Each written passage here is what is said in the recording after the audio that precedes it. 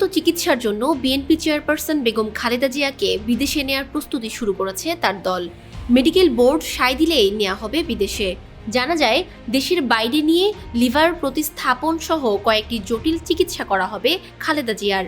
তবে বিমানে লম্বা সময় ভ্রমণের মতো উপযুক্ত শারীরিক সুস্থতা না থাকায় কাতার থেকে এয়ার অ্যাম্বুলেন্স আনার চেষ্টা চলছে। ইতোমধ্যে সেই প্রক্রিয়া অনেক দূর এগিয়েছে বলে জানা যায়। খালেদা জিয়ার চিকিৎসক ও মেডিকেল বোর্ডের সদস্য ডাক্তার আল মামুন বলেন, খালেদা জিয়ার জন্য দেশের বাইরে থেকে এয়ার অ্যাম্বুলেন্স আনা হবে। তিনি আরেকটু সুস্থ হলেই দিন তারিখ ঠিক করা হবে।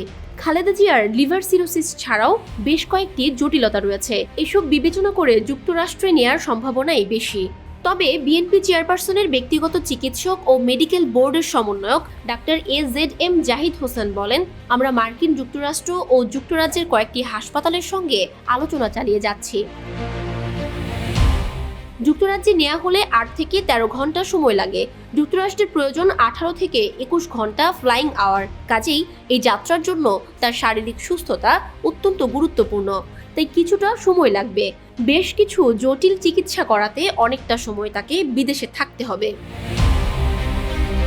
গত জুনে অসুস্থ হয়ে পড়লে খালেদা জিয়াকে এভারকেয়ারের করোনারি কেয়ার ইউনিটে ভর্তি করা হয়। পরে তার হৃদযন্ত্রে বসানো হয় পেসমেকার। এর আগে গত বছরের অক্টোবরে তার লিভার সিরোসিস রোগের চিকিৎসা দিতে ঢাকায় আসেন যুক্তরাষ্ট্রের বিশ্বখ্যাত জনস হপকিন্স হাসপাতালের 3 চিকিৎসক। চিকিৎসা শেষে গত 2 জুলাই এভারকেয়ার হাসপাতাল থেকে গুলশানের বাসা ফিরোজায় ফেরেন বিএনপি চেয়ারপারসন।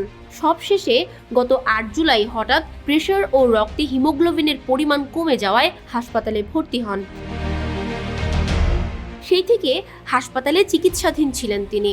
4 বছর আগে সরকারের নির্বাহী আদেশে শর্ত সাপেক্ষে মুক্তির পর খালেদা জিয়াকে বিভিন্ন সময়ে এভারকেয়ার হাসপাতালে ভর্তি হয়ে থাকতে হয়েছে। গত 6 বছরে বঙ্গবন্ধু শেখ মুজিব মেডিকেল বিশ্ববিদ্যালয় ও এভারকেয়ার হাসপাতালে 1.5 বছরেরও বেশি সময় ভর্তি থাকতে হয়েছে তাকে।